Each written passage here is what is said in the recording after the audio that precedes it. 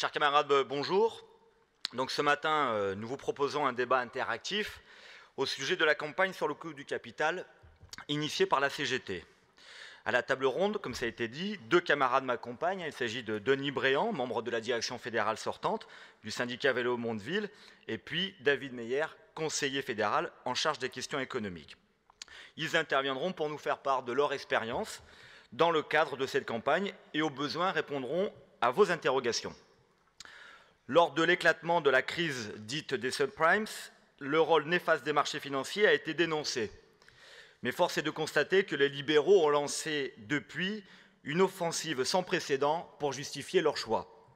Pire, ils se sont servis de la crise pour casser nos conquêtes sociales. Face à cette situation, la CGT a décidé de lancer et d'organiser une grande campagne pour dénoncer le coût du capital il y a encore quelques mois.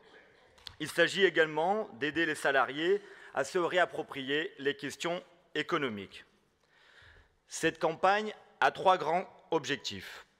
Premièrement, casser le dogme libéral consistant à imposer à la population, et notamment aux salariés, que le paiement du travail serait un coût pour la société, à réduire en utilisant tous les moyens.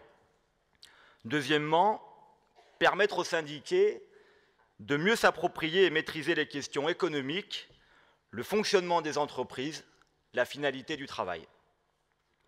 Enfin, troisièmement, élever le rapport de force, développer les luttes pour gagner une autre répartition des richesses en faveur des salariés. La fédération s'est pleinement engagée dans cette campagne pour mener la bataille des idées auprès des salariés et avec eux, gagner l'élévation des consciences et développer les luttes sur les salaires, l'emploi, le financement de la protection sociale. Depuis le lancement de cette campagne, il y a quelques mois, celle-ci s'installe progressivement dans le paysage syndical, social et politique. Notre rôle est de maintenir ce cap, voire lui donner un coup d'accélérateur. Je vais m'efforcer de ne pas vous abreuver de chiffres que vous connaissez déjà, mais le constat que nous pouvons le faire tous les jours, la situation est de plus en plus dure pour les salariés et elle est totalement inacceptable.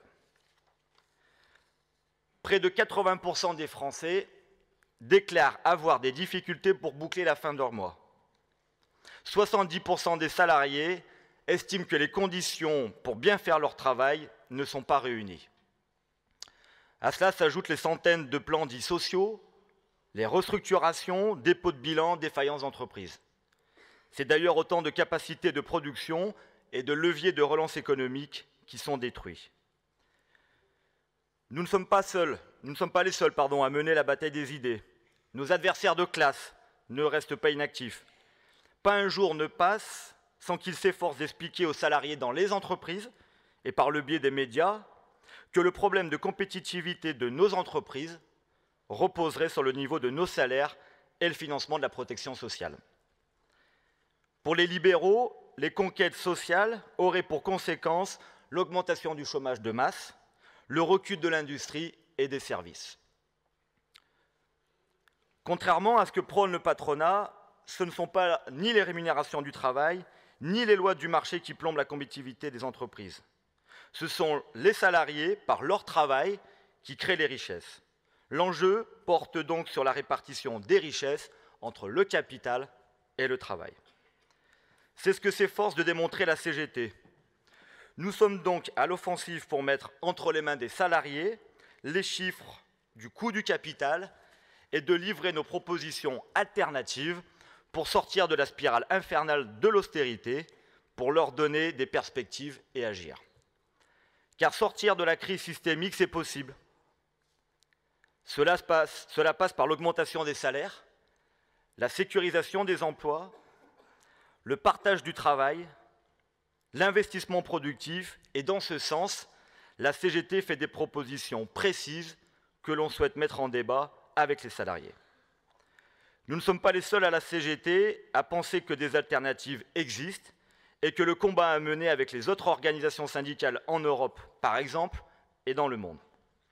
La CES a lancé une campagne il y a quelques mois, exigeant une nouvelle voie pour l'Europe, avec une série de propositions dont celle qui consisterait à ce que les États consacrent 2% de leur PIB, le produit intérieur brut, pendant 10 ans, pour l'injecter dans des mesures sociales et industrielles. Cela correspond au total à 250 milliards d'euros par an. Le 4 avril dernier, à Bruxelles, des milliers de manifestants venus de toute l'Europe l'ont exigé. Qu'est-ce qui caractérise le coût du capital? En effet, nous constatons que chaque jour, et vos interventions pendant le congrès en témoignent, que le travail est dévalorisé. Les chiffres parlent d'eux-mêmes. La part de la richesse créée qui revient au travail ne cesse de diminuer. Aussi, comme vous pouvez le voir sur les graphiques, ça marche, la part des salaires, salaires nets plus cotisations sociales, dans la valeur ajoutée, est nettement en deçà du niveau atteint dans les années 80 et quasiment au niveau d'après-guerre.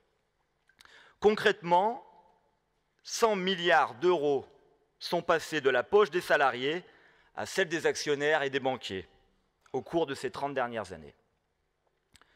En 1981, le coût du capital s'élevait à moins de 50 milliards d'euros.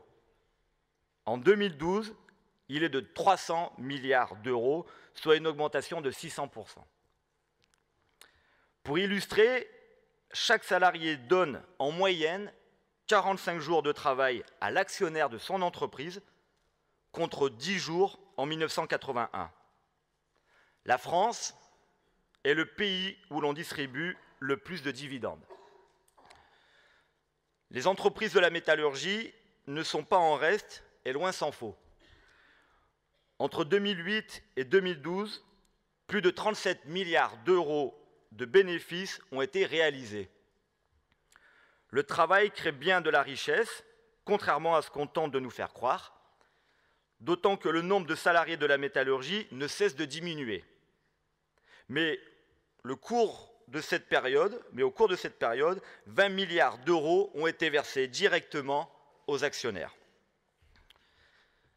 La FTM a fait de la campagne contre le coût du capital un des axes centraux de ses activités ces derniers mois.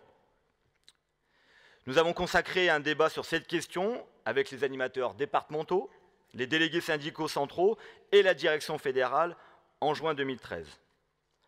Le débat a mis en exergue la nécessité de rendre accessible et compréhensible la notion du coût du capital à l'échelle de la branche et de l'entreprise. Pour cela, la FTM a édité un livret à plus de 20 000 exemplaires envoyés dans les syndicats, les groupes et les départements. La FTM a également construit un module de formation pour l'organisation de journées d'études modulables à Montreuil ou en province, à partir d'exemples et d'outils concrets spécifiques à la branche. D'après la connaissance fédérale, plus de 700 militants ont été formés jusqu'à présent. Nous pouvons sans doute améliorer cette connaissance et le Congrès sans doute le permettra. Bien sûr, d'autres syndicats, groupes ou STM envisagent de prendre des initiatives pour former à leur tour les syndiqués dans leur territoire, leur groupe ou syndicat. Les appréciations des camarades qui ont suivi les journées d'études sont particulièrement positives. Les camarades témoignent de l'apport de cette formation. Ils relèvent plusieurs choses. Premièrement, des notions économiques parfois complexes deviennent accessibles et compréhensibles. Deuxièmement, le coût du capital, ce n'est pas seulement valable pour les entreprises du CAC 40. Les PME, bien souvent dépendantes d'un grand groupe, participent à ce coût exorbitant.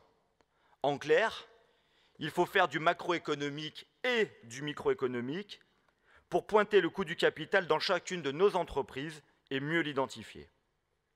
Troisièmement, enfin, dénoncer le coût du capital, c'est nécessaire.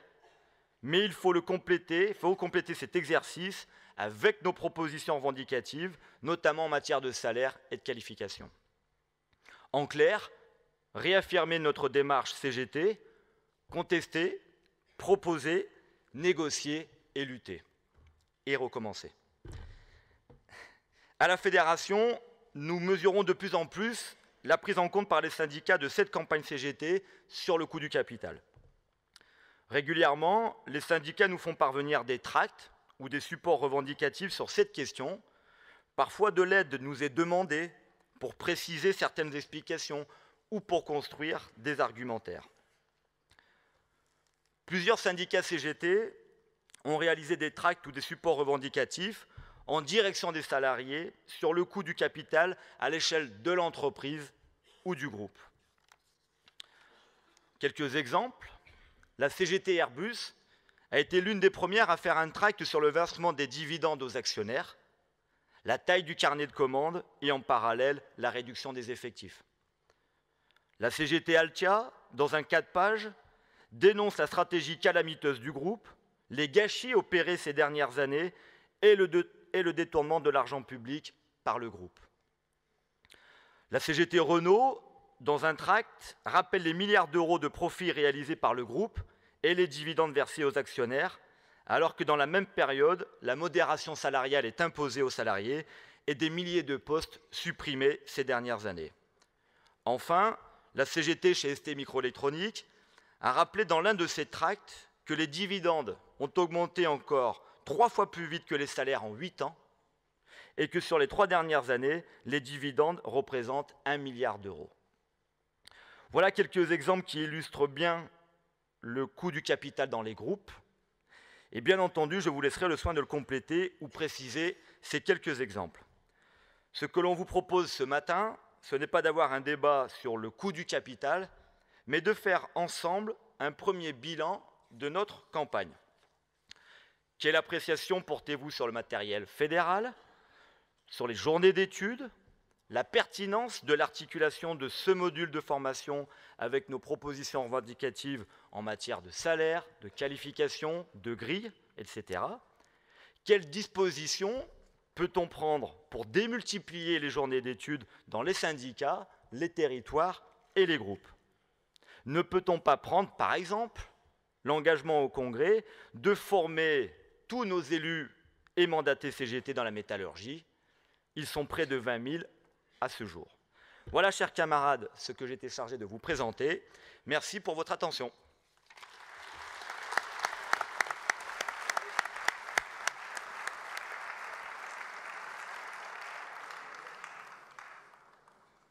Donc, merci Boris. Ce qu'on vous propose, c'est 1 heure de débat interactif, donc avec des interventions donc, qui vont se dérouler donc uniquement sur les micros 2 et 3. Donc les gens qui souhaitent, les camarades qui souhaitent intervenir vont se mettre derrière les micros, donc avec un temps maximum de 3 minutes, avec le minutage qui s'affichera. Donc voilà. Ensuite, au niveau de la table ronde, donc il y aura des réactions qui seront faites suivant les interventions. Donc si les camarades veulent bien se mettre uniquement derrière les micros 2 et 3. Et donc après, au bout d'1 heure de débat, on arrêtera sur ce thème. Donc je passe la parole donc au micro numéro 2. Donc si les camarades peuvent se présenter avant de leur intervention. Merci, à toi. Donc voilà, je m'appelle Laurent Dubétier, je suis secrétaire du syndicat CGT Stobli. Donc nous, à la CE de chez Stobli, on avait décidé de former l'ensemble des syndiqués au coût du capital, parce qu'on avait les NAO qui suivaient derrière. Donc ce qu'on a fait, c'est qu'on a commencé à détacher l'ensemble des volontaires, et on était sur les 130, on était une trentaine. Et on a invité David Meyer à nous faire une formation sur le coût du capital. Le résultat de cette formation, c'est après on a élaboré notre cahier de revendications. On a fait un tract sur le coût du capital. On a été chercher les éléments sur la holding, parce qu'en fait, nos patrons sont tellement malins qu'ils, plutôt que de se verser des salaires, ils se versent des jetons de présence, pardon. Et on a calculé et on a dit aux salariés, voilà comment se rémunèrent nos dirigeants, nos actionnaires, pour se rémunérer et pour gagner de l'argent. Là-dessus, on n'a pas eu de chance chez Stobli parce qu'on nous a versé un 3e acompte d'intéressement pharaonique et nos capitalistes de salariés ont préféré boursicoter que d'aller sur les revendications de la CGT. Mais bon, c'est que par qui remise et la prochaine fois, on lâchera rien de toute façon. Merci. Et merci à David. Merci, merci camarades. Juste, parce que là je vois, donc derrière le micro 2, vous êtes un bon nombre, et derrière le micro 3, il n'y a qu'une personne pour l'instant. Si vous pouvez vous répartir sur les 2 micros, comme ça, ça permettra d'alterner plus facilement au niveau des interventions. Voilà. Donc je passe la parole donc aux camarades au micro 3, donc en se présentant. Merci. Bonjour. À toi. Bonjour camarades. Je m'appelle Laurent Monnier. Altia La Souterraine en Creuse. Donc, comment attaquer le sujet? Nous avons des patrons qui ont été très durs avec nous. Par exemple, on a une SCI qui utilise des loyers exorbitants aux alentours de 40 000 à 45 000 euros par mois, ce qui représente au mètre carré un coût moyen de 200 euros au mètre carré, sans parler des frais de siège et compagnie. Au niveau général, je vais être plus clair. Patron, je vous aimerai quand vous serez dans l'humain. Politicien, je n'ai qu'un seul regret. Quand je vois tout ce qui se passe à l'heure actuelle, je suis dégoûté. Dégoûté que vous attendez en fin de mois le taux de chômage. Discuter du taux de chômage pendant 2-3 jours au gouvernement. Travailler. Une chose est sûre, j'aimerais qu'à un mois, ils aient pas de paye dans le mois. Pendant 6 mois, j'aimerais que leur salaire soit diminué de moitié. Pour cela, j'aimerais qu'on vote un sondage non officiel et non applicable. Êtes-vous d'accord sur ma proposition? Le premier mois, ils n'ont rien du tout. Moi, je dis oui. Au niveau des médias, je répondrai qu'une seule chose. Le journal télévisé à la maison, je ne le regarde plus. J'ai honte de voir tel jour 500 salariés licenciés. Le lendemain, 1000. Le surlendemain, 2000. Je ne veux pas donner cette vision à mes enfants de la France, ni du monde. Il faut arrêter quand même. Je pense qu'il y a beaucoup de choses à changer dans le monde, en France et dans le monde. Travailler. Mon mouvement.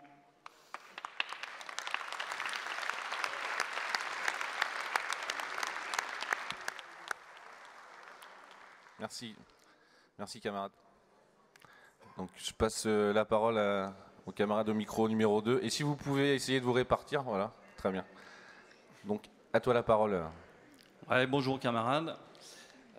Gilles Donaz, délégué syndical à la CGT Tivoli à Tours en Savoie.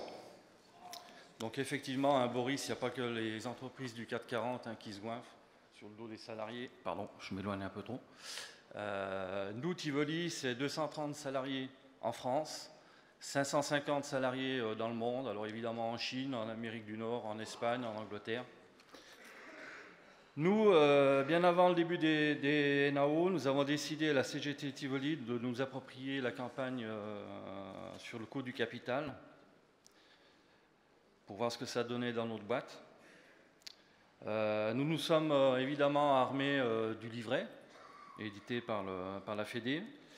On a suivi la journée d'études au niveau de la région métaux.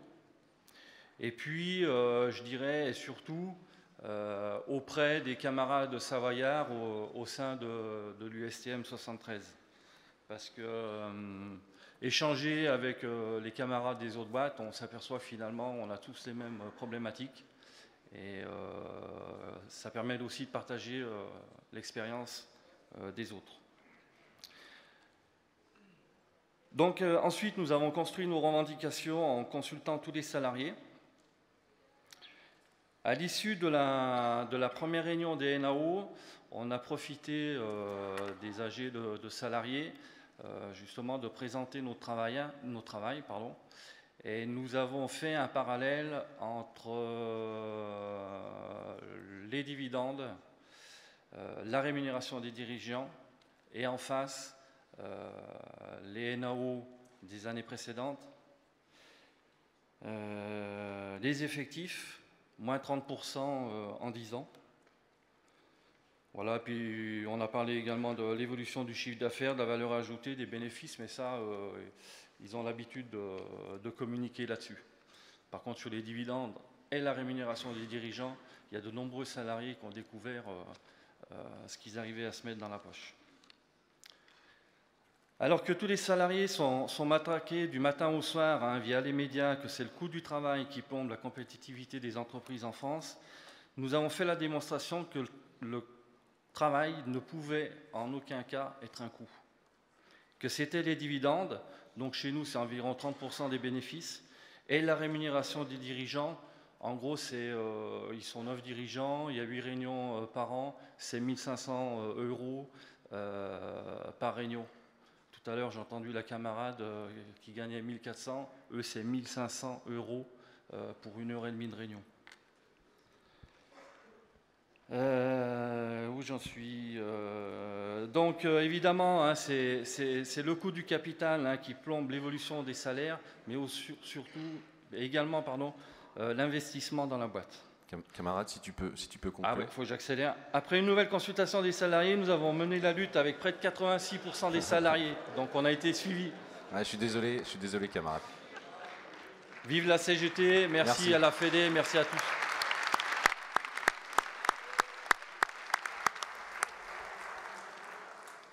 Merci à toi. Juste une petite question. Au niveau technique, si les camarades qui interviennent peuvent bien se mettre devant le micro pour que, au niveau du son, ça porte bien. Donc je passe la parole aux camarades au micro 3. Ok. À toi. Alors, bonjour à tous, camarades congrétistes. Voilà, je me présente, Sébastien Bourdonnais, secrétaire du syndicat de Dassault Argenteuil dans le Val d'Oise 95. Voilà, dire que c'est le coût du travail qui handicape le développement des entreprises est faux. Sur le groupe Dassault, choix d'organisation de type lean manufacturing, choix d'augmentation de la sous-traitance, à gogo avec Satif, 3A. Chaque mois, notre direction accentue davantage la casse des conquêtes sociales pour l'ensemble des salariés du groupe Dassault, avec plus de 4,2 milliards de trésorerie disponibles, avec plus de 45 millions de dividendes versés à l'actionnaire Serge Dassault.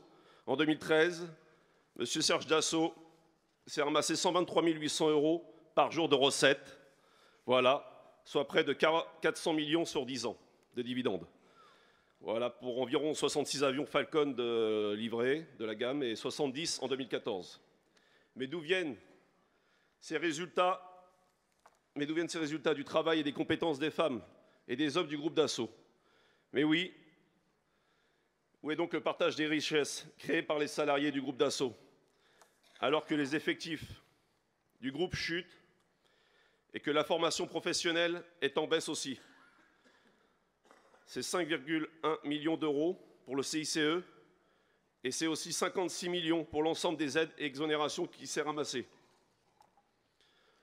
Pacte de responsabilité, financé par une nouvelle baisse des dépenses publiques de 50 milliards d'euros, est un coût supplémentaire porté à notre protection sociale et solidaire et de répartition sur lesquels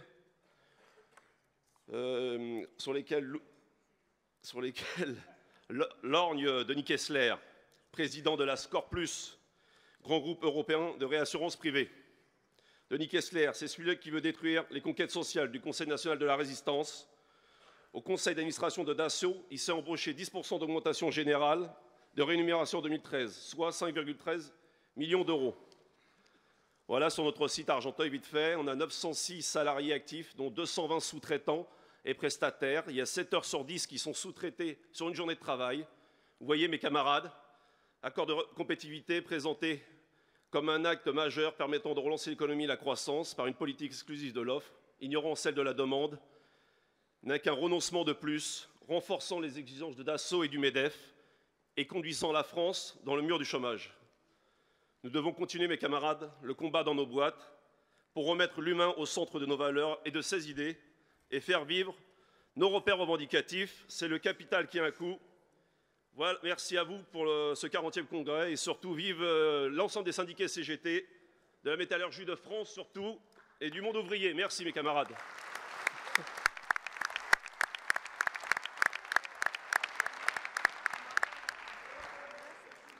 Merci. Je passe la parole tout de suite donc au micro numéro 2. À toi. Oui, bonjour à tous, Grégory Chiati, je suis délégué syndical chez Renault Trucks dans le groupe AB Volvo. Donc, suite au livret sur le coût du capital fait entre autres par David et Assia, nous avons monté un groupe de travail pour calculer le coût du capital dans l'entreprise Renault Trucks, groupe AB Volvo. Notamment, nous avons intégré dans ce groupe de travail une jeune syndiquée cadre de la direction financière. Et ce qui en est ressorti, c'est un recto verso complètement édifiant. Par ce recto verso, nous avons voulu démontrer les conséquences et le coût du capital dans le groupe. Groupe qui, pour assurer un haut niveau de revenus de ses actionnaires, va supprimer 4400 suppressions d'emplois dans le monde, dont 1300 en France. L'analyse qui en ressort des comptes nous démontre que le plan de suppression d'emplois est avant tout un plan de licenciement boursier. En effet, de 2001 à 2013, le groupe a dégagé plus de 10,94 milliards d'euros de bénéfices. 83% de ces bénéfices, soit 9 milliards d'euros, ont été distribués aux actionnaires sous forme de dividendes. Ceux-ci se sont octroyés des dividendes de façon constante de 2001 à 2013. Mais pire encore, en 2012 et en 2013, alors que le groupe est soi-disant en difficulté, les dividendes versés aux actionnaires se sont élevés à 700 millions d'euros chaque année. Sur 2014, le versement effectué au titre de l'année 2013 sera supérieur au résultat de l'année 2013. Et ce n'est pas la première fois que ça arrive. En clair, le groupe s'endette pour rémunérer les actionnaires. Comme on nous répond souvent que les actionnaires ont beaucoup investi dans le groupe AB Volvo, là aussi nous avons voulu enquêter sur la réalité et il s'avère que c'est complètement faux. Les investissements industriels sur la même période, c'est-à-dire de 2001 à 2013, se sont élevés à un peu plus de 19 milliards d'euros, dont 6,4 milliards d'euros pour les 3 dernières années, compte tenu du renouvellement de la gamme. Mais par qui étaient-ils financés? Eh bien, ce n'est pas les actionnaires qui n'ont pas donné un seul centime. En fait, les ressources dégagées en interne, les ressources sont dégagées en interne. Le groupe s'est endetté pour financer ses investissements industriels à la hauteur de 8,4 milliards d'euros. La moitié de l'endettement a servi à financer le versement aux actionnaires de 2011 à 2013. La preuve, le résultat en 2013 de l'entreprise, 441 millions d'euros. Le versement aux actionnaires, 700 millions d'euros. Le PDG, le responsable du conseil d'administration, donc le président, s'est octroyé une augmentation de plus de 44%, pour un total d'un peu plus d'un million d'euros, un peu plus d'un million de couronnes. Ce n'est pas concevable pour ceux qui nous donnent des leçons en permanence, qu'ils commencent à s'augmenter de 44% et qui nous disent en permanence que c'est nous qui coûtons cher. Au final, ce qui coûte cher aux entreprises et particulièrement à la nôtre, c'est le capital. Chacun d'entre nous travaille 45 jours par an pour rémunérer l'actionnaire. Aujourd'hui, alors qu'en 81, on donnait 10 jours de travail. Dans le même temps, la rentabilité du groupe a chuté et plusieurs millions d'emplois à travers le monde sont menacés.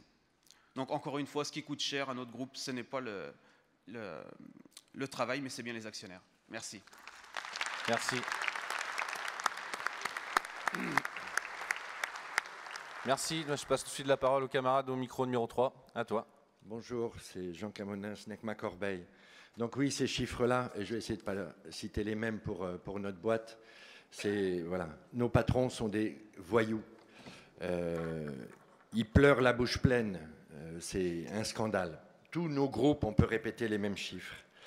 À l'usine, pour les NAO, on a utilisé ces chiffres-là, une partie des documents, etc.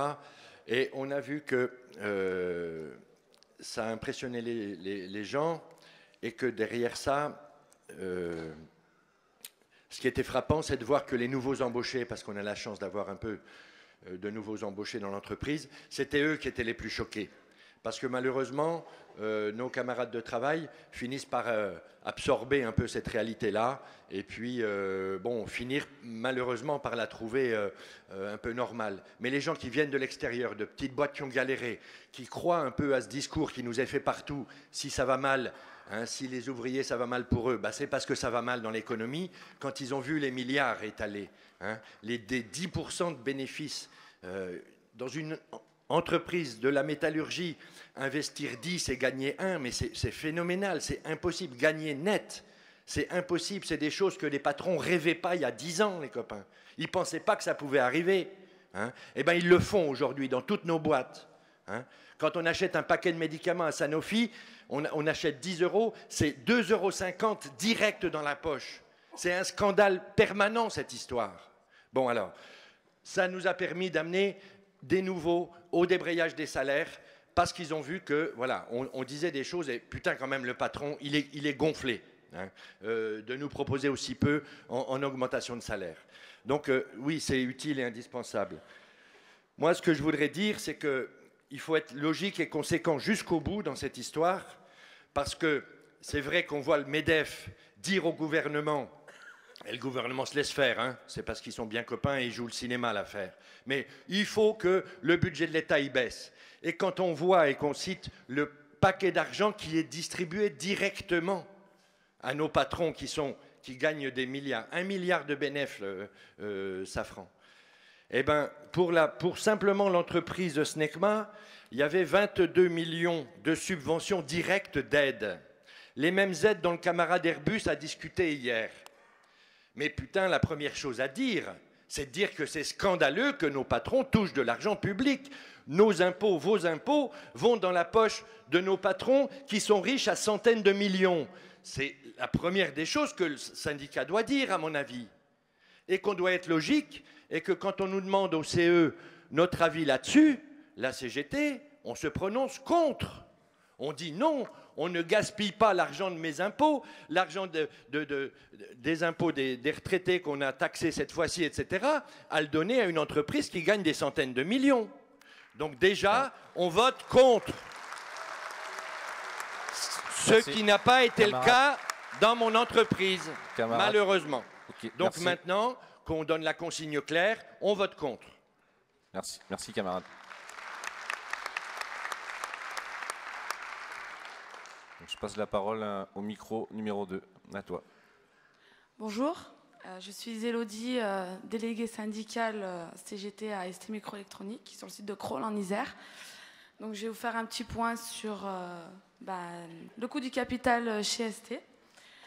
Donc, ce qu'il faut savoir, c'est que les deux principaux actionnaires sont les États italiens et français. Donc, le chiffre d'affaires en 2013 s'élève à 8 milliards de dollars, avec un résultat net en déficit qui s'élève à moins 500 millions de dollars. Malgré ces chiffres, ça n'a pas empêché l'entreprise en 2013 de verser des dividendes à hauteur de 342 millions de dollars. Et je ne vous parle pas des exonérations qu'ils ont touchées. Hein. Comme Boris l'avait dit, donc les dividendes en 8 ans ont augmenté en flèche et équivaut à 3 fois nos salaires.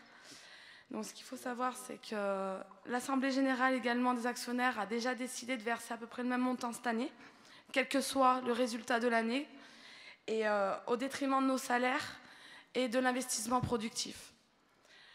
Concernant la rémunération annuelle totale de notre PDG en 2013, elle s'élève à 3 406 305 $, soit 36% d'augmentation par rapport à 2012, et représente 192 fois le salaire minimum chez ST, ce qui est bien sûr honteux.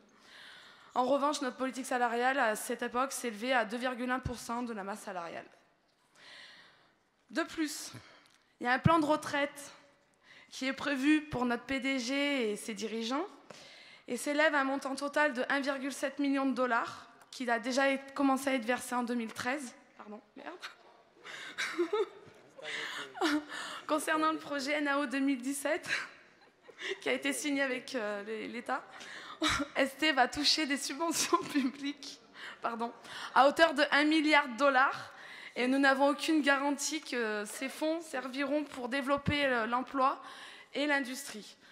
Nous avons donc effectué, pour dénoncer le coût du capital dans notre entreprise, de différentes manières, en distribuant premièrement le 4 pages de la Confédération, mais il était trop dense. Donc une camarade, donc je vais citer son prénom pour faire hommage à son travail, Sophie, qui a rédigé en fait le tract Le coût du capital France et celui d'ST, donc qui a été très apprécié par les salariés. Nous avons également eu des camarades syndiqués qui ont participé aux journées d'études concernant le coût du capital organisées par l'USTM 38 et la région. Nous avons, au travers du CEO de la CGT ST, pardon, je suis désolée. Bref, il y a une conférence ouverte organisée, une mise en ligne des tracts sur Internet, et quoi qu'il en soit, cette communication diffusée de différentes manières a été très appréciée et a permis d'engager les discussions avec les salariés en organisant des tours de salle et même durant la pause autour d'un café. On a réussi à toucher les salariés. C'est important. On a réussi justement à toucher les salariés et même s'ils ne partagent pas notre analyse, ils partagent notre analyse. Je vais finir, je suis en train de conclure. Et ils partagent notre analyse.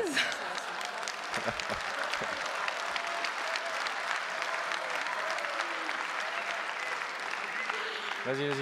Donc c'est le plus important en plus. Ils partagent notre analyse, mais ne sont pas convaincus de leur force de mobilisation. Et nous, notre syndicat, on ne lâchera pas l'affaire. Et on continuera à dénoncer les aberrations et à les convaincre que c'est par la mobilisation qu'on gagnera. Merci. L'union fait la force.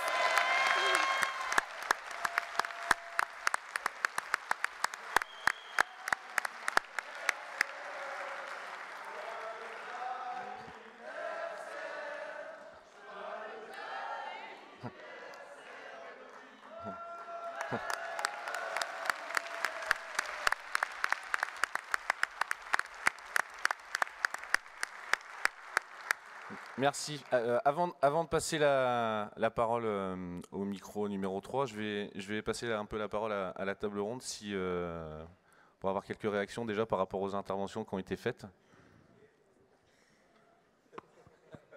Et après on reprend les interventions.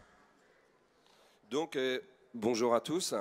Donc moi je voulais vous faire partager un petit peu mon expérience. Au niveau de la Fédé, je travaille au bureau du collectif Auto et on a sollicité David et Assia afin qu'ils nous préparent un document qu'on souhaitait présenter à un collectif élargi. Donc on a fait quelques réunions de travail. Justement, à une de ces réunions, j'avais dit à David, puisque j'avais eu la chance d'avoir une présentation au CEF, j'avais expliqué à David, putain, ça doit être chaud à présenter devant une assemblée. Et il s'avère qu'au jour J, David a eu une priorité et il a bien fallu que quelqu'un le présente, ce document. Et donc, ce fut moi.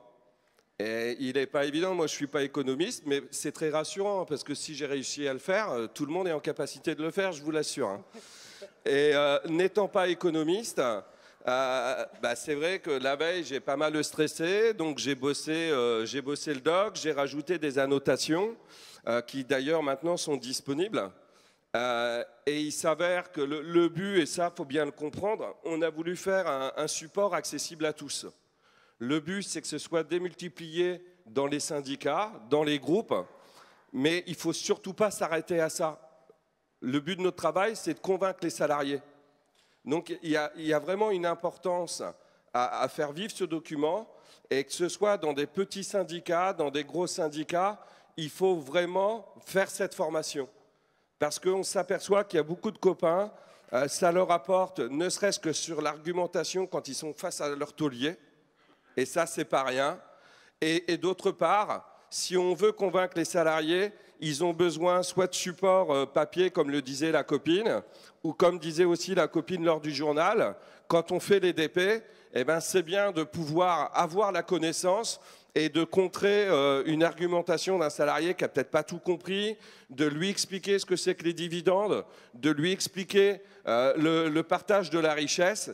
Et là, quand on a des exemples concrets qui sont issus du livret, je pense que c'est la meilleure arme qu'on puisse avoir. En plus, mais ça, je pense que David reviendra là-dessus, ce bouquin, il a une qualité, c'est qu'il est adaptable. C'est-à-dire, il a été présenté au CEF, il a été présenté lors des assises des jeunes. Et donc, les jeunes ont demandé à David d'intégrer certaines choses qui étaient spécifiques par rapport aux jeunes.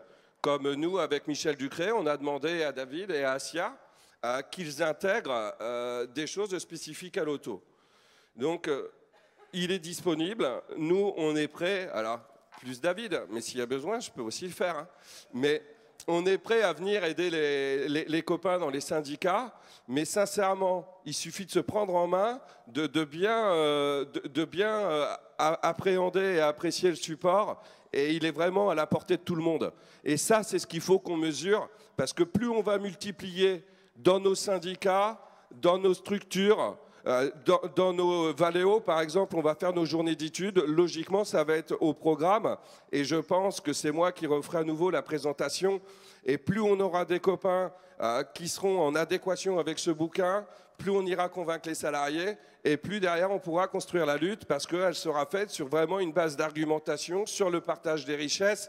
Et quand les gens ils entendent ça dans les tôles, que ce soit l'ouvrier, le cadre ou le technicien, à un moment donné, il est obligé de se rendre à l'évidence que le partage des richesses, il va vraiment falloir que les tôliers y pensent, quoi.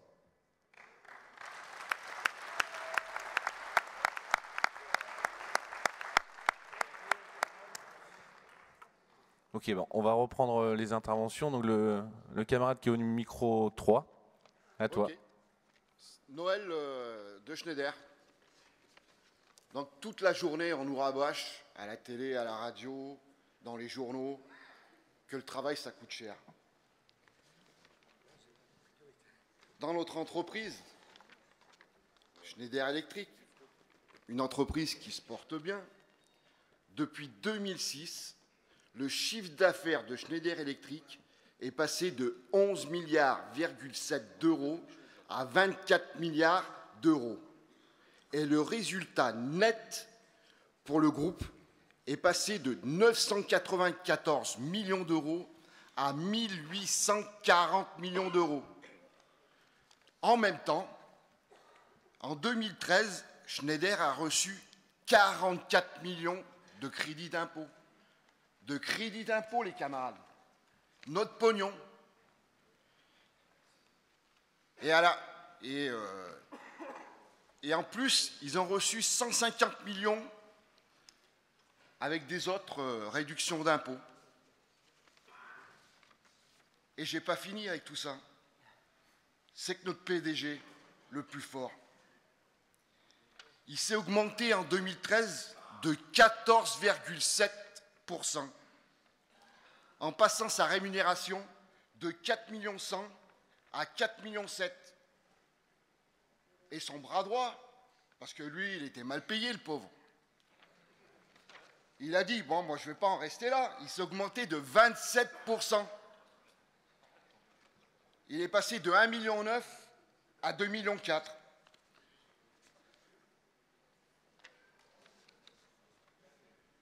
Et je vous en donne en mille pour ajouter tout ça. En assemblée générale dans Schneider Electric, ils ont porté les jetons de présence dans une année qui était l'année précédente à 1 million d'euros sur l'année de jetons de présence pour le conseil d'administration. Comme ils n'étaient pas assez bien payés dans le conseil d'administration, ils ont dit on va peut-être se faire une petite augmentation de 30%. Et ils sont passés à 1,3 million de jetons de présence pour l'année. Chapeau. Et en même temps, pour les salariés, ça sera 0,7 d'augmentation générale, 0,75 d'augmentation individuelle. Ben, vous ramenez ça à 1 500 €, vous voyez ce que ça fait, hein, à peu près. Donc, moi, ce que je propose, pour inverser la tendance, il est temps que les salariés prennent le pouvoir et camarades, tous ensemble.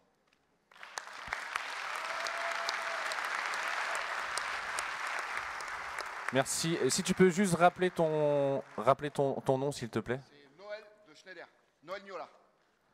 Merci. Un petit message personnel parce que je devais le faire. Non. Non, mais Ah, ça dure 30 secondes. Merci. Si tu nous écoutes, salut mon camarade. Merci. Donc s'il y a un camarade derrière le micro 2, et donc présentez-vous juste au début de votre intervention. Si tu peux juste descendre. Oui, moi c'est Martinez. Martinez, je suis retraité de PSA Sochaux. Je suis d'accord avec ton rapport d'introduction sur le fait que les capitalistes sont en crise, que la société capitaliste est en crise et que de toute façon, ils essaient de nous faire payer à nous la crise, à nous, travailleurs, au sens large. Alors, soit par ceux qui travaillent en aggravant leurs conditions de travail, soit les chômeurs. Et l'un des problèmes qu'on a, c'est quand même ces 4-5 millions de chômeurs qui pèsent. Et voilà. À Sochaux, je voudrais vous parler des intérimaires. Gattaz en a rêvé de son SMIC intermédiaire, vous savez, un SMIC à 700, 800 euros. Et Peugeot, la boîte d'intérim ADECO, les pouvoirs publics, au travers de Pôle emploi, l'ont fait. Puisque actuellement, ils vont embaucher, entre guillemets, 1000 intérimaires qui seront payés sur leurs indemnités de chômage. C'est-à-dire que si le jeune ou le moins jeune est à 500 ou 800 euros ou 600 euros, c'est avec cet argent qui, pendant un mois, sous prétexte de stage, va être mis à disposition de la boîte de Sochaux. Et ça se fait avec l'accord des pouvoirs publics.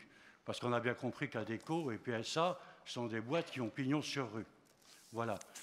Alors je disais que il me semble qu'on est tous d'accord de ne pas vouloir payer la crise des capitalistes et on est bien d'accord sur le constat de leur pouvoir de nuisance. Voilà. Ce que j'entends pas, ce que j'ai pas, c'est, ou j'ai mal entendu, c'est une ou deux revendications simples, radicales, sur le chômage, l'éradication du chômage, et que l'on pourrait présenter à des salariés d'une manière simple, à travers la répartition du chômage, etc. Radical, et ça permettrait pas de déclencher forcément de mouvement, parce que ça, on est payé un peu pour le savoir, que ce n'est pas le délégué qui déclenche comme ça un mouvement parce qu'il le veut ou qu'il ne le veut pas, mais ça permettrait de donner une cible, et une cible propre.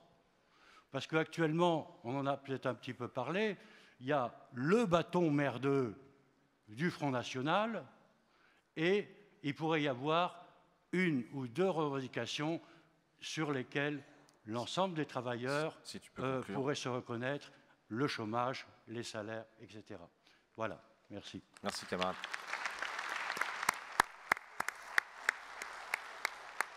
Donc je passe la parole, micro numéro 3, à toi. Bonjour, donc Xavier Petraki d'Airbus Toulouse. Je voulais juste faire un petit témoignage, puisque Boris, dans son intervention, a parlé un peu de ce qu'on a essayé de faire au niveau d'Airbus. En 2013, la direction d'Airbus a envoyé un document à chaque salarié du groupe qui s'appelait un bilan social individualisé, qui présentait des chiffres concernant la rémunération de chacun, les cotisations sociales payées par l'entreprise, payées par le salarié, le fait que le CE, la direction payée, et donc participer aussi aux avantages du salarié, etc.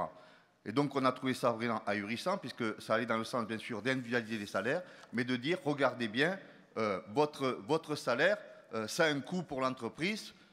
Donc nous, on essaie de réagir en faisant quoi? En reprenant exactement la même forme que le bilan social individualisé, et on a bien sûr donné un aspect bilan social collectif. Chaque salarié participe aux richesses de l'entreprise, et on a pris des chiffres. Alors j'espère que ça va, vous allez le voir, mais on a pris des chiffres donc de la direction en reprenant en essayant de reprendre exactement la même forme pour montrer quoi? Que la répartition des richesses en entreprise entre les dividendes, ce qui est donné aux salariés et ce qui est remis en investissement, ben, l'évolution, c'est évident, beaucoup plus, toujours plus pour les dividendes, toujours moins pour les salariés, et ce qui était consacré à l'investissement était aussi toujours moins. Donc ça allait dans le sens de la brochure qui a été produite par la Fédé, mais avec des chiffres de l'entreprise. Et cette communication, elle a été après faite dans l'ensemble du groupe. Et je crois que ça a été très démonstratif. D'ailleurs, c'est le seul tract que les salariés ont souvent sur leur bureau quand on va discuter, voire même dans les ateliers. Et c'est vraiment quelque chose qui renverse un peu la vapeur et de montrer que les salariés, c'est bien une richesse et ce n'est pas un coût, mais il faut le faire aussi dans le sens, à mon avis, de se réapproprier les collectifs de travail. Moi, à mon avis, ce qui manque un peu, c'est, bon, on a discuté un peu avec David, mais ce qui manque un peu, c'est cette idée que, certes, le salarié, il participe à la richesse de l'entreprise, mais à mon avis, il faut redonner aussi du sens collectif. Collectif, parce que je crois qu'effectivement, on dit souvent qu'il faut être tous ensemble, mais je pense que c'est aussi l'ensemble des salariés qui participent à la richesse, et surtout, il faut combattre cette individualisation des salaires qu'on voit dans les entreprises. Je pense que ce genre de communication y participe, et bien sûr, on va refaire ça cette année, puisque l'entreprise a redécidé d'envoyer un BSI. Ben, nous, on répond du tac au tac. On va refaire un BSC, bilan social collectif. Merci. Merci.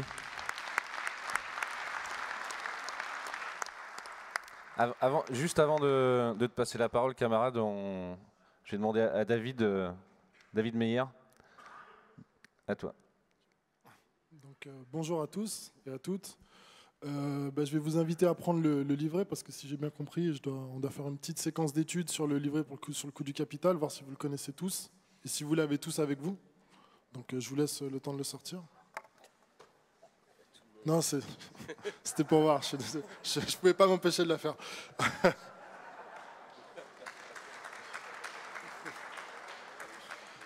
Donc la campagne sur le coût du capital, je ne vais pas vous refaire la présentation parce que vous savez que je peux être très bavard et très long pour certains qui ont suivi les journées d'études, mais pour resituer un peu les choses dans le contexte et dans l'historique dans lequel ça s'est passé, je pense qu'on a pas mal avancé sur ces questions parce qu'il y a quelques mois encore, quand on disait le mot capital, on passait pour un affreux rouge.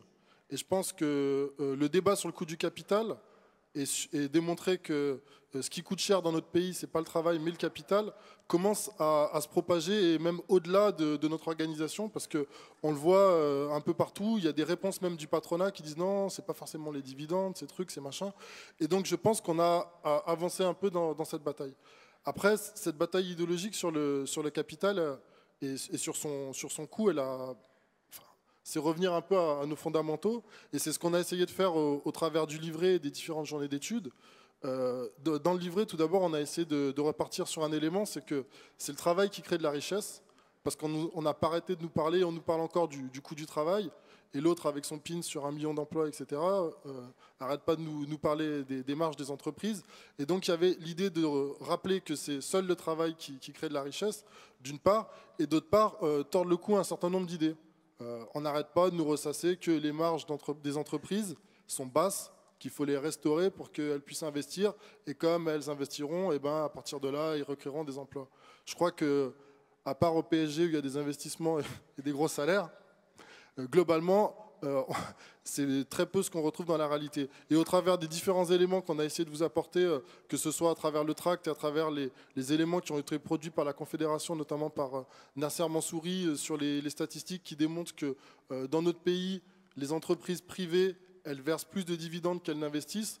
Tout ça, ça concourt à démontrer que les entreprises, en fait, quand elles ont de l'argent, quand elles ont des dividendes, quand elles ont des moyens, elles s'en servent pour verser des dividendes. Donc il y avait toute cette partie qu'on a essayé de démontrer au travers du livret, au travers des journées d'études. Après, il y a d'autres axes. On parle beaucoup de la crise, alors à savoir est-ce que c'est pas la crise, machin, truc, bidule. Depuis 1973, on est en crise, donc après on peut mettre la terminologie qu'on veut.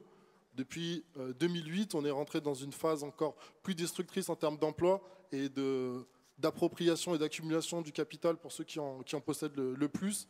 Et derrière ces mots-là, on a essayé de mettre des éléments qui qui sont un peu plus concrets, c'est-à-dire rappeler que dans notre branche, dans la métallurgie, il y a beaucoup d'emplois qui ont été détruits et que la crise elle a accéléré le processus des destructions d'emplois, avec pour corollaire des salariés qui doivent faire de plus en plus de boulot et qui ne sont pas forcément mieux payés, donc dégradation des conditions de travail, etc. Donc ça fait partie des aspects qu'on a essayé d'aborder d'un point de vue général. Et puis après, il y a toute l'autre thématique. Alors je ne vais pas employer le terme de boîte à outils parce qu'on sait ce que ça peut donner. Donc on va parler plutôt de kits. Et c'est là-dessus qu'on a essayé d'apporter un certain nombre d'éclaircissements au travers donc, du fameux livret sur lequel on a travaillé donc, avec Assia Mebani ici présente et puis Christian Pilichowski, d'apporter des éléments sur comment dans votre entreprise concrètement on peut essayer de mesurer ce que représente le coût du capital. Et ces différents éléments, ça passe par poser des questions à vos experts, les experts que vous pouvez avoir auprès du CE, qui regardent ces différents éléments, et puis des choses un peu plus accessibles, c'est-à-dire qu'on peut quasiment tous faire, c'est mesurer les exonérations de cotisations sociales dont bénéficient les entreprises, le CICE, enfin le fameux crédit d'impôt compétitivité emploi, les crédits impôt recherche, etc.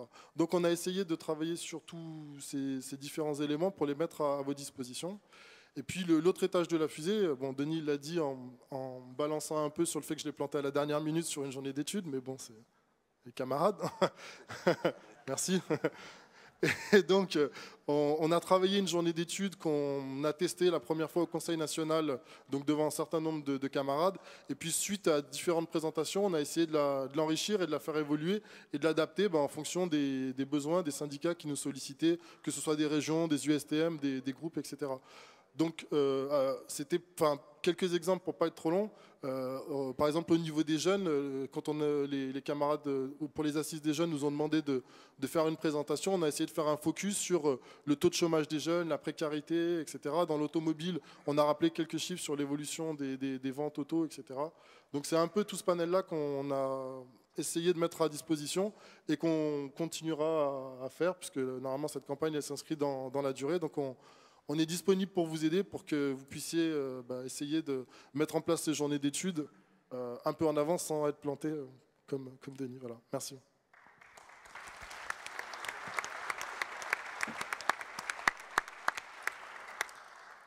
Merci David. On va pouvoir reprendre les interventions. Donc par contre, vu le temps qui nous reste là, donc je pense qu'on n'aura pas le temps de passer tout le monde. Par contre, ça va faire 4 personnes au micro 2, 4 personnes au micro 3 et après on sera obligé de clôturer ce débat interactif. Donc, et par contre, je demande aux camarades de bien respecter les 3 minutes pour que justement tous ceux qui doivent passer puissent passer dans de bonnes conditions. Donc voilà, à toi camarade. Merci beaucoup pour la parole. Donc, très chers camarades, je vous salue et je vous remercie d'ores et déjà pour votre engagement au quotidien. Je m'appelle Tariq Chera, j'ai 28 ans. Je suis salarié de Soitec, une entreprise de microélectronique basée à Bernin-Crolles en Isère, que j'ai intégré en 2011 à la faveur d'un plan de recrutement qui aura porté l'effectif à 1150 employés. Aujourd'hui, en 2014, nous sommes plus que 900, après un PDV en 2013 et un PSE en 2014. Chez Soitec, point de dividende, mais nos chers administrateurs s'octroient des jetons de présence allant jusqu'à 72 000 € annuellement, ce qui représente plus de 4 fois le montant moyen constaté par l'Union des administrateurs de France. Notre cher PDG s'est aussi fait accorder un parachute doré représentant 18 mois d'un salaire moyen, soit à peu près 1 million d'euros. Je pense que la campagne du coût du capital est un outil revendicatif puissant, mais qui n'est pas une fin en soi et qui doit être utilisé pour convaincre sur des questions sociétales beaucoup plus vastes, plus politiques. Elle doit amener à remettre en cause l'intégralité de notre modèle économique et le mode de gouvernance de nos États. Bientôt, une transition sera nécessaire et alors la CGT aura son rôle à jouer, un rôle majeur, celui de proposer et d'assurer une continuité industrielle et de l'emploi en général. Et ceci afin d'aboutir à la réappropriation de notre outil de travail par ces travailleurs. Et nous y arriverons tous ensemble. Vive la CGT, vive le 40e Congrès.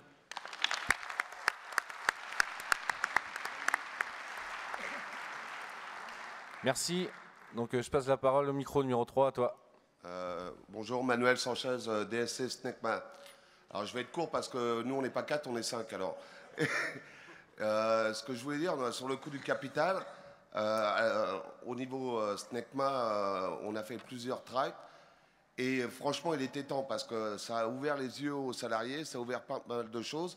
Dans le temps, on a connu l'indice INSEE, l'indice CGT, et ça permettait d'avoir un débat dans les négos contradictoires par rapport à la direction.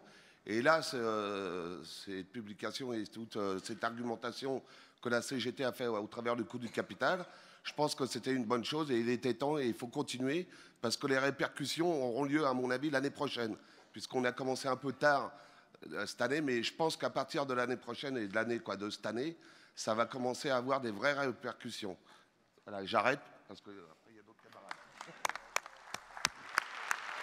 Merci. Le micro numéro 2, à toi, camarade. Bonjour à toutes et à tous. Yalcine Naïl, fonderie MBF à Saint-Claude dans le Jura. Je voulais intervenir pour partager notre expérience sur ce qui a été fait dans le syndicat sur la campagne concernant le coût du capital. J'ai participé à plusieurs reprises à la présentation du coût du capital lors des assises des jeunes, lors du collectif auto de la Fédé et au CEF. Suite à cela, j'ai entrepris et mis à profit l'expérience que j'en ai tirée afin d'organiser une demi-journée sur la présentation du coût du capital dans mon syndicat. L'objectif que je m'étais fixé était clair. Il fallait que tous nos élus de la boîte soient en capacité de débattre sur la bataille des idées, et en l'occurrence sur la bataille du coût du capital. J'avoue qu'au début, ce n'était pas évident, parce que la majorité de nos élus ne comprenaient pas ce qu'était le coût du capital. Je sentais l'endoctrinement de nos élus sur la notion du coût du travail, comme quoi le matraquage médiatique, patronal et gouvernemental avait eu son effet. Nos élus utilisaient limite mot pour mot ce que les médias relayaient sur le travail. Pour commencer, au début, il fallait faire comprendre ce qu'était réellement le travail dans l'entreprise. Il fallait expliquer que le travail n'est pas un coût, mais une richesse. Exercice très difficile. C'est ce que je présente comme la bataille des idées. Une fois que nous avions fait comprendre cette réalité, la suite était beaucoup plus simple. Il ne restait plus qu'à développer ce que nous coûte réellement le capital. Pour cela, nous nous sommes appuyés sur le livret que la Fédé a réalisé. Il s'agit d'un livret très facile à la compréhension, c'est-à-dire qu'on n'a pas besoin d'être un expert de la CECAFI pour le comprendre, même si nous sommes utiles pour d'autres missions. Ce que je veux dire, c'est que c'est un outil à la portée de tous les salariés. Cet outil fait ressortir beaucoup de manœuvres financières que le patron veut cacher. Ainsi, nous avons pu questionner nos experts du CE à partir du compte de résultat de la société sur les différentes opérations comme les frais de holding, les management fees, les prêts intergroupes, les différentes provisions des dividendes versés, les différentes exonérations de cotisations, les crédits d'impôt. Nous avons remarqué que quasiment tous les dispositifs et flux financiers que je viens de citer étaient utilisés ou bénéficiés par la société, et ceux-ci représentaient plusieurs millions d'euros. Après cet exercice de recherche, cette démarche nous a permis d'avoir plus de légitimité pour convaincre et faire adhérer le personnel. Nous a permis aussi d'élaborer nos revendications pour les NAO. Ça nous a aussi permis de faire taire un grand nombre de pourris, excusez-moi, qui avaient pour habitude de dire que nos revendications étaient utopiques. Voilà, camarades, mon expérience dans mon syndicat. Ce n'est pas de la démagogie, ni l'éloge du livret, mais des faits factuels que nous avons réalisés et que je vous conseille de faire. Il vous aidera obligatoirement, quoi qu'il en soit. Je profite pour remercier les camarades qui ont contribué à cette élaboration. Merci à David, merci à Asia. Merci, camarades, de votre attention.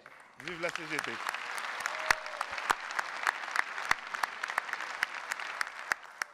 Merci. Donc je passe tout de suite la parole au micro numéro 3, à toi. Oui, donc Gérard Montuel, SNECMA Corbeil, groupe Safran. Pour le syndicat SNECMA Corbeil, un débat très intéressant avec une présentation de David Meyer a été appréciée il y a quelques mois. J'espère que tu t'en souviens, David, de la date, parce que moi je ne m'en souviens plus. Lors de la dernière Assemblée générale des actionnaires Safran, le 27 mai dernier, je suis intervenu pour dénoncer le vote d'une retraite chapeau pour les très hauts cadres du groupe et réagir face à l'augmentation constante du reversement de dividendes aux actionnaires, avec en parallèle le versement au titre du CIR, Crédit Impôt Recherche, et du fameux CICE, de 170 millions d'euros à la direction Safran. La représentante de l'État, lors de cette assemblée, a baissé la tête et n'a pas répondu à ce scandale, alors que notre groupe n'a aucunement besoin de ces subventions. Mais nombreux sont les participants à avoir applaudi mon intervention. Les dirigeants Safran ont rougi, mais n'ont même pas réagi non plus. Je sais bien que ce n'est pas dans ce genre de réunion qu'on fera la révolution comme on dit. Alors pour le groupe Safran, nous organisons dès la semaine prochaine une coordination pour préparer l'élection au CA de 2 représentants issus des salariés et lancer une campagne sur le coût du capital qui sera notre fil rouge jusqu'au mois d'octobre. Merci.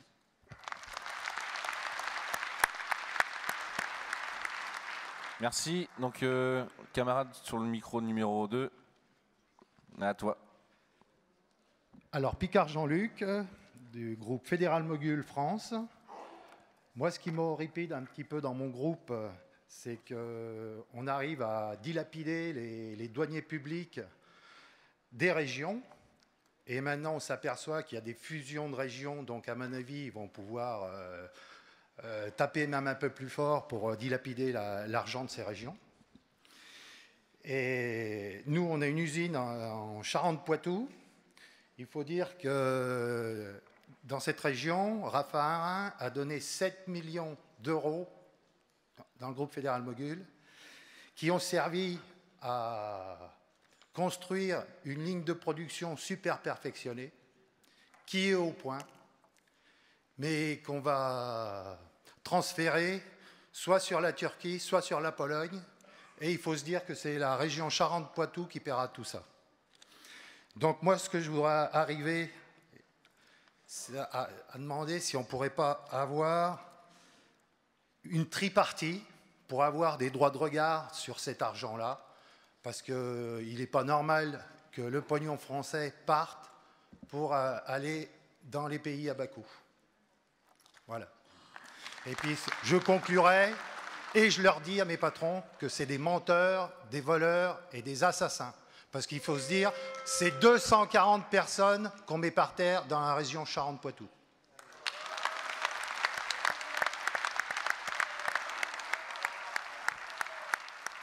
Merci. Donc, camarade, micro numéro 3, donc à toi. Alors, je me présente, Coubronne-Denis.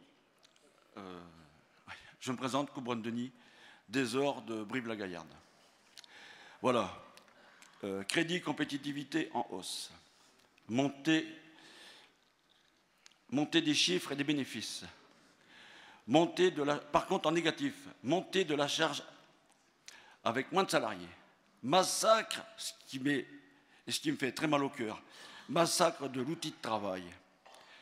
Pression intensive des chefs du PA pour le travail des salariés le samedi et jour férié. Au négo, nous avons fait la démonstration de ce fait à la CGT. De ce fait. Résultat, des syndicats félons signent avec le patronat 40 € à la 2e réunion. Alors, battons-nous et exigeons l'obtention de nouveaux droits aux syndicats et salariés pour pouvoir contrôler et s'approprier le partage de notre travail. Merci camarades et vive la CGT.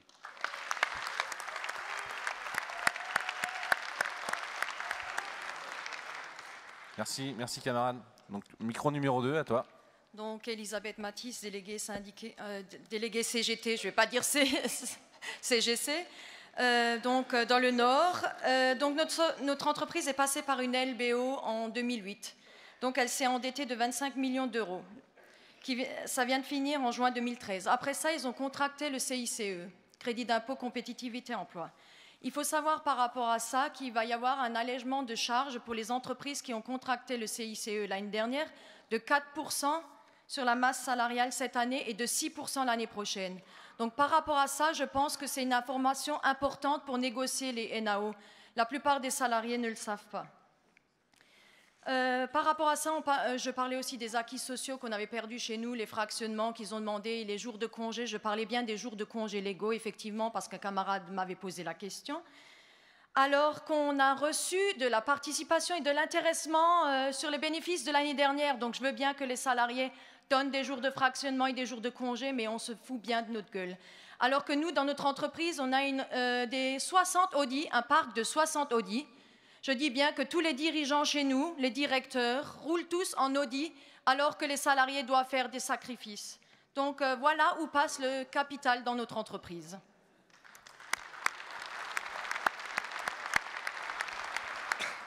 Merci. Donc, micro numéro numéro 3, à toi. Bonjour camarades, je me présente Michael Morel, DS à Borg-Warner, en Corrèze. Donc la Corrèze, pour la petite histoire, c'est le département où c'est qu'on fabrique des présidents. Donc...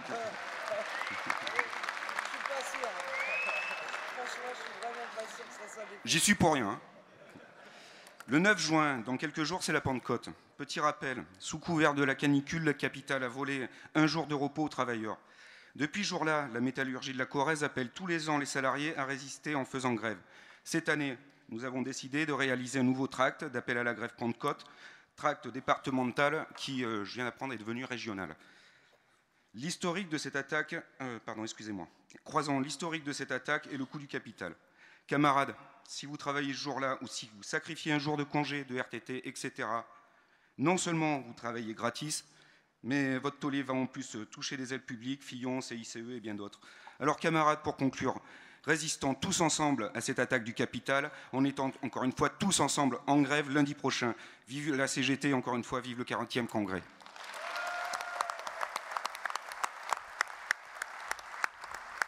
Merci. Donc, l'avant-dernière intervention. Donc, je te passe la parole, micro numéro 2. Bonjour à toutes et à toutes mes camarades. Alors moi je voudrais vous faire partager ce qu'on a fait dans l'entreprise. Je fais partie du groupe Froentral Automotive, un groupe franco-germanique où on fait de la barre stabilisatrice poids lourd. Alors nous on a carrément distribué le livret le vendredi à l'ensemble des salariés. Pourquoi on l'a fait comme ça? Plutôt que de faire un tract, etc., on a voulu élever la conscience salariale sur le coût du capital face à l'ensemble des médias qui disent toujours que le coût du travail, effectivement, on s'est aperçu que dans l'entreprise, il y avait des salariés qui pensaient encore qu'effectivement un salarié coûtait extrêmement cher à l'entreprise. Ce qui leur a permis d'analyser, d'avoir une réflexion sur le week-end, tranquillement. Alors bien sûr, tous les salariés ne jouent pas le jeu. Et la semaine suivante, de leur proposer de venir à des réunions d'information au local, 30 minutes avant la prise de travail, pour pouvoir échanger à la fois sur leur fiche de paye et les exonérations dont bénéficie l'entreprise sur le coût du salaire. Alors, les salariés qui ne jouaient pas toujours le jeu, etc., se sont sentis un petit peu exclus du débat, ils ont repris le document et ils l'ont relu. Et effectivement, comme ça intervenait un mois avant nos NAO, ça a extrêmement dérangé la direction. Donc la direction, estimant qu'on faisait circuler une information sur le coût du travail, a décidé de faire une réunion d'information aux salariés en disant que les élus ne communiquaient pas suffisamment sur les coûts de l'entreprise, les coûts de frais fixes, les marges, etc., etc. Alors ce qui était extrêmement surprenant lors de cette réunion, c'est qu'elle a demandé l'appui de l'UIMM pour pouvoir faire une analyse et une synthèse sur l'ensemble du département des salaires moyens. Alors, non plus sur les salaires conventionnels, mais sur les salaires moyens. Il aura quand même fallu trouver 1000 entreprises pour pouvoir établir le salaire moyen de la nôtre. C'est quand même formidable. Mais effectivement, donc, je vous passe les détails. On a gagné bien sûr nos NAO, puisqu'en fin de compte, ça nous a permis de maintenir et de continuer à créer le rapport de force que les salariés veulent conserver avec l'aide de la CGT, parce que moi, c'est comme ça que je le conçois. Mais je pense qu'aujourd'hui, voilà, si on arrive demain à élever l'ensemble des consciences salariales par de l'échange, du dialogue et du travail sur de la formation, on peut arriver à faire élever ces consciences et à créer un rapport de force suffisant. Merci mes camarades. Merci. Donc dernière intervention, donc à toi camarade, micro numéro 3. Bonjour camarades, je suis Franck Dubois, je représente les métallos de Limoges et je suis aussi délégué syndical Altia Bessines. Donc voilà, Altia, 4000 salariés, 500 en Limousin, 3 associés nous ont repris en 2009 avec 10 000 € de capital social. L'achat des ex-Sonas en 2009, leur achat a été fait pour 700 000 € avec un stock de 7 millions. Et tout ça avec l'aval des donneurs d'ordre et de l'État. Le FMEA et le FSI sont rentrés au capital à hauteur de 5 millions chacun. Depuis 4 ans, 1,8 million d'euros pour la souterraine, un site qui Altia à la souterraine en Creuse, et 1 million pour Bessines d'argent public. Plus de 9 millions pour la souterraine et 5 millions pour Bessines ont été remontés au groupe. Et tout ça pour en arriver aujourd'hui à un redressement judiciaire. Notre avenir va se jouer avant fin juin. On continue la lutte. Et une réunion publique est organisée encore une fois le 13 juin pour démontrer le coût du capital et porter nos propositions. Et nous remercions la Fédé pour toute l'aide apportée et que la campagne sur le coût du capital est utile à la compréhension des salariés et donc à la mobilisation. Merci camarades, vive le 40e congrès et vive la CGT.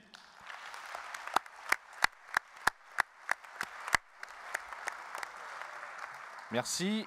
Donc je vais passer la parole à Boris pour qu'il conclue sur ce débat. Donc à toi Boris. Ouais, merci Stéphane. D'abord merci à toutes et à tous, aux intervenants. Les interventions ont réellement enrichi l'ensemble des journées d'études qu'on a déjà organisées, les débats qu'on a déjà organisés. Peut-être quelques éléments avant la pause, mais se dire une chose. Est-ce qu'on peut prendre l'engagement? Ici, ça peut paraître anodin ou de la sémantique, mais ne parlons plus de coût du travail. N'utilisons plus ce terme.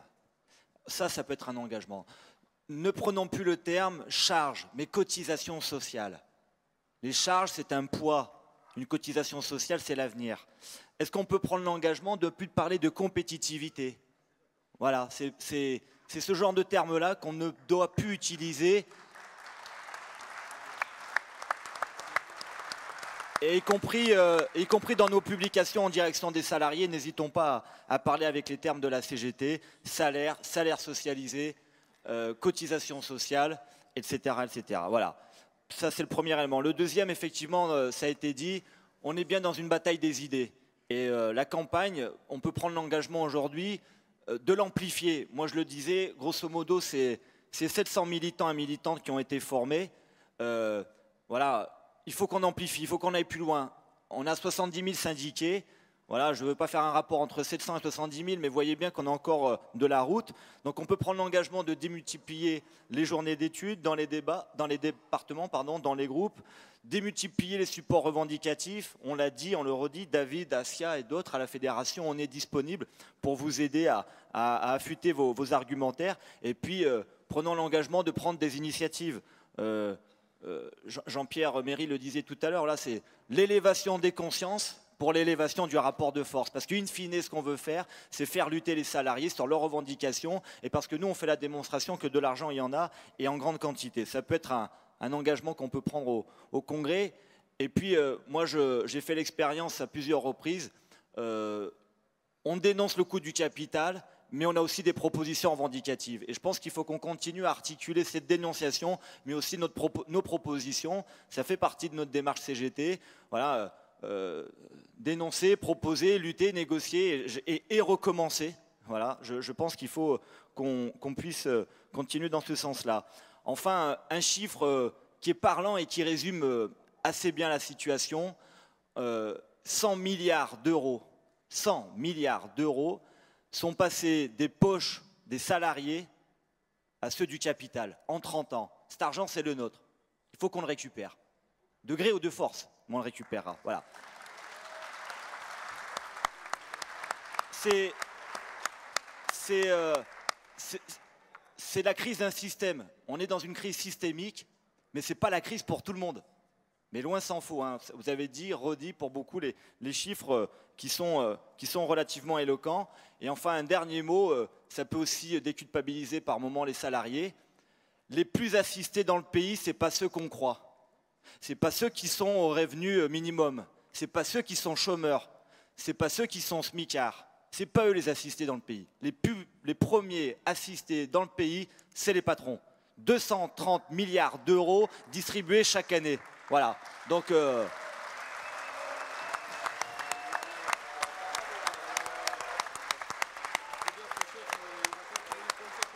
voilà. Donc voilà, les plus assistés, c'est eux. N'hésitons pas à le dire, à le redire. Et voilà, encore merci pour votre participation active à ce premier débat de la matinée. Je vous remercie et je passe la parole à la présidence. Merci.